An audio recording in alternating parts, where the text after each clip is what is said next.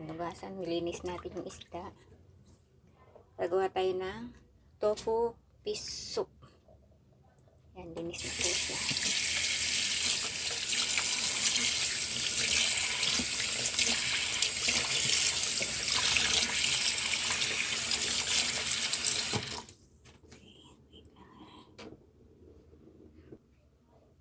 Tapos, kailangan natin i-dry ang fish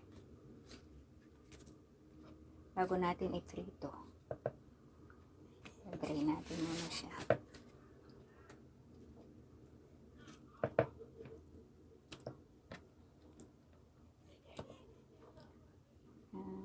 Kailangan dry na dry po.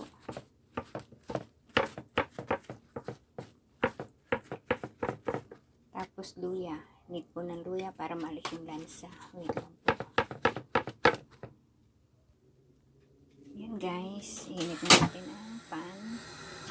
Tapos, naglagay na tayo ng tubig sa pinang. Pagsaprito na ang ating isla. Baksak na. Sorry. Lubang na hala.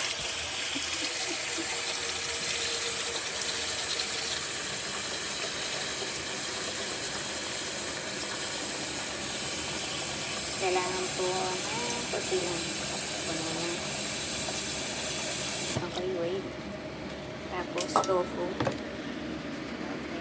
Yan guys, nabudburan na natin budbur natin ng konting asin. Ayan siya, fried. Dapat mainit na mainit ang ating kawali at ating papalutunin ito.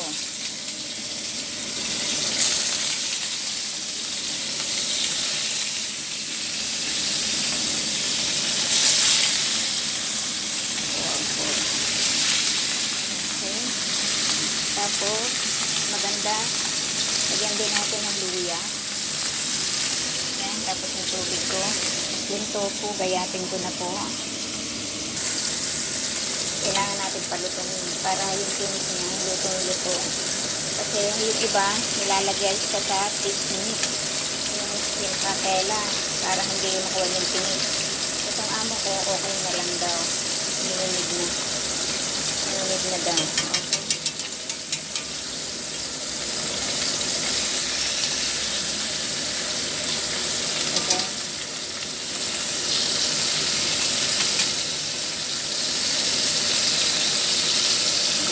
Mainit na mainit po yung kawali natin. Hindi talaga sa bibigay. Kaya maganda talaga yung ating kawali, ating pan, ay mainit na mainit. Tapos, pwede na natin itong buhayin. Para pagkakaluto ng isda, lagay lang po natin sa itong tofu. Lagay na po natin yung tofu.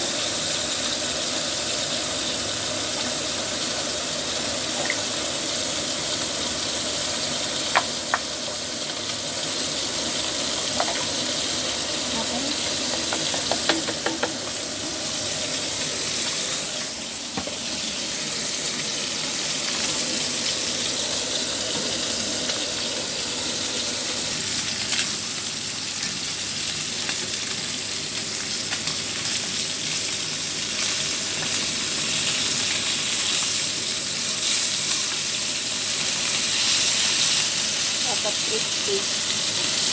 Kaya binaluto ulit siya. Crispy lang natin siya.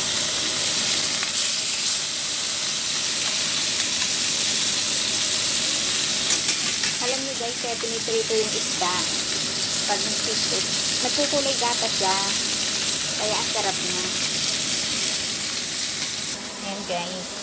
Kasamahan ko siya na tapos gulay. Ay, gulay pa na. I-prepare ko muna yung gulay ko.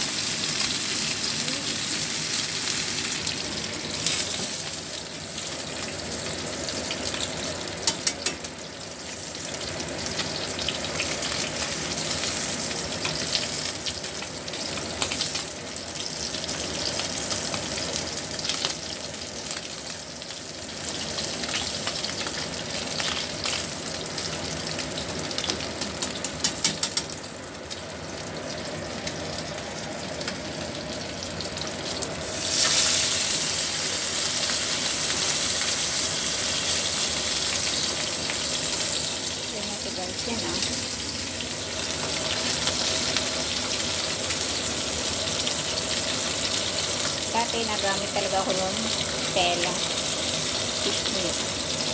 Pero ngayon hindi na raw, nanginid na daw, sabi na bruha talaga guys. Sorry naman,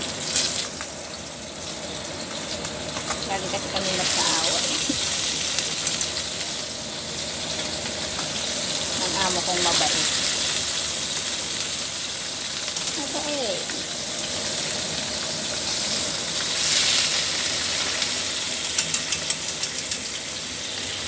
Pero mamaya pag kuluan na siyang kuluan, nagkukulay gatas na siya guys. Promise. Promise talaga. Pa natin para mabilis kumulo.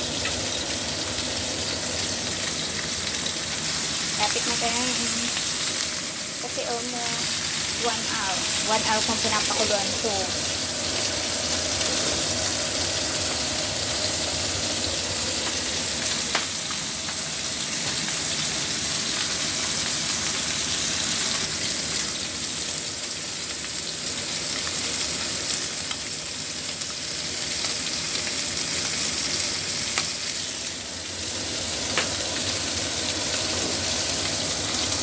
Yan guys, lagay na natin lahat.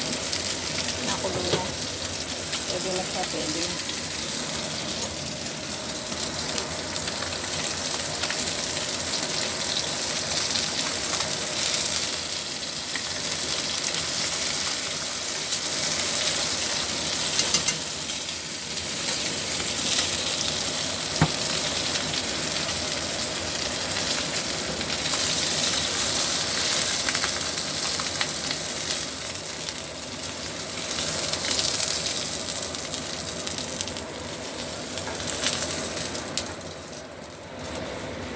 Yan guys, mamaya pag yan ikulo ang kulay gatas yan. Yan maya po. Ano natin siya. Gatas. Papakita ko sa inyo para lapit na siya guys. Pero mamaya ko pa siya papatayin, di ba? Naputi-puti na siya. Masarap yan, mga 30 minutes pa. Puting-puti siya. Ayan, bye na guys. Kasi ma-overheat na naman ang CP. Ganun lang guys ang paggawa ng fish tofu soup.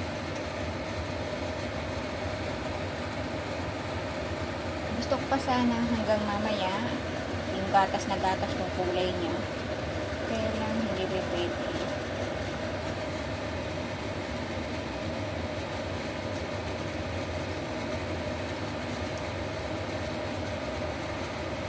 Yan guys, medyo matagal-tagal na kulay gatas na talaga siya.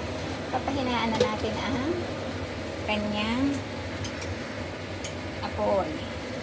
Tapos, pag ganan po, di ba pinirito natin mamantika? Inaalis ko po yan. Kasi maarte po yung hamok. Yan po, tinatanggal ko lang yan kasi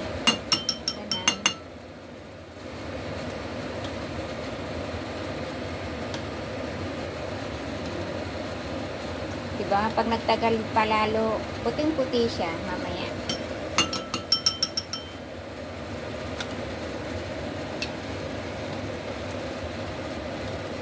Huwag niyo pong kakalimutang maglagay ng luya. Okay guys?